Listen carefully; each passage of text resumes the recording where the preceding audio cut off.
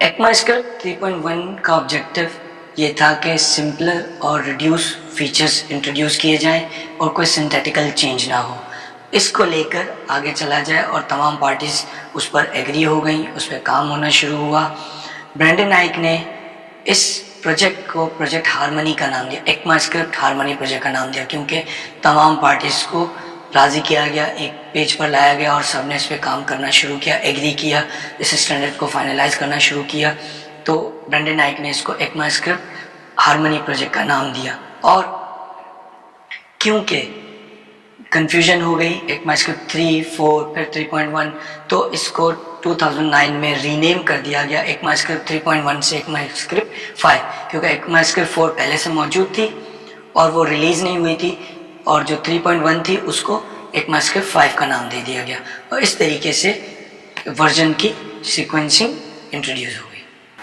ECMAScript 5 جاوا script کا سب سے زیادہ سپورٹڈ ورژن بن گیا. تمام براؤزرز اور کمپنیز نے اس کو میکسیمم حد تک امپلیمنٹ کیا. اس ساری فائٹ میں تقریباً جو کہ 10 سال چلی, سب سے زیادہ نقصان ویب کی ڈیولپمنٹ کو ہوا, کیونکہ کوئی اسٹینڈرڈائز پروسیس موجود نہیں تھا, اسٹینڈرڈائز لینگویج موجود نہیں تھی, اس لیے تمام براؤزرز, تمام کمپنیز اپنے اپنے فیچرز امپلیمنٹ کر رہے تھے اور کسی حد تک اس کو سنکرونائز کرنے کی کوشش کر رہے تھے. لیکن کوئی کیونکہ اسپیسیفک اسٹینڈرڈ موجود نہیں تھا, ہر براؤزر اپنے طریقے سے چل رہا تھا اور اس میں اپنی اپنی امپلیمنٹیشن آ رہی تھی, اور ویب کو جتنا جلدی اور جتنا تیزی سے گرو کرنا چاہیے تھا, جتنی اسٹینڈرڈائزیشن آنی چاہیے تھی, وہ نہ آ سکی اس ساری فائٹ کی وجہ سے. اور اس میں ایک ڈیلے آیا جو کہ بعد میں کور اپ کیا گیا, لیکن اس نے ایک بہت طویل ڈیلے کریٹ کیا ویب کو اسٹینڈرڈائز ہونے میں. 2011 میں ECMAScript 5.1 ریلیز ہوئی. اس میں بھی کوئی میجر لینگویج یا سنتھیٹیکل چینجز نہیں تھے, ایڈیٹوریل چینجز تھے, اسٹینڈرڈ کی ایمبیگوٹیز کو ختم کیا گیا تھا.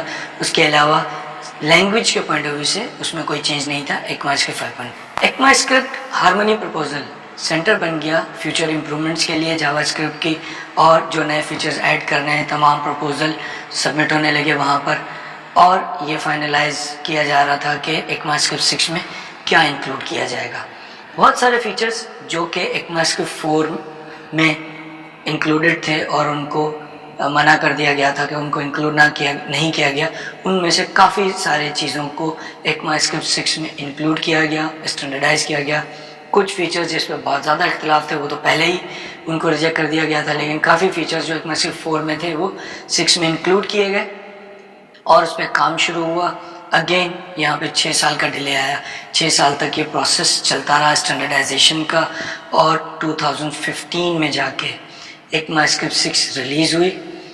اور پھر اس کے بعد 2016 سے اس کو ECMAScript 6 کو اسٹینڈرڈائز کرنے کے لیے, نیمنگ کنونشن کو فالو کرنے کے لیے اس کو ایئر کے ساتھ اٹیچ کر دیا گیا. تو اس کو 2015 میں ECMAScript کو ECMAScript 2015 کا نام دے دیا گیا.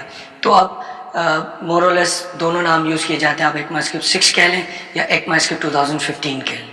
ECMAScript 6 کے بعد سے اسٹینڈرڈائزیشن کو, اسٹینڈرڈ بنانے کے پروسیس کو اسٹریم لائن کر دیا گیا تاکہ کسی بھی فیچر پہ کانفلکٹ کی وجہ سے ریلیز نہ رکے اسٹینڈرڈ کی. جو بھی فیچر ہے, پرپوزل ہے, اس پہ جو بھی ڈبیٹ ہے وہ سیپریٹ ہوتی رہے, اور جو فیچرز اسٹینڈرڈ کے ریلیز کے پوائنٹ پر فائنلائز ہو چکے ہوں وہ اس میں اسٹینڈرڈ میں انکلوڈ کر دیے جائیں اور ریلیز کر دیے جائیں, جس کی وجہ سے ہر سال ECMAScript کے نئے فیچرز اور نیا اسٹینڈرڈ ریلیز ہونے لگا. 2017 میں ECMAScript ریلیز ہوئی, 2016 میں ریلیز ہوئی, 17 میں, 2018 میں اور 2019 میں. اب ہر سال ECMAScript ریلیز ہو رہی ہے. 2015 ECMAScript 6 تھی, ECMAScript 7 2016 تھا, ECMAScript 8 2017 تھا, ECMAScript 9 2018 تھا, ECMAScript 10 2019 ہے.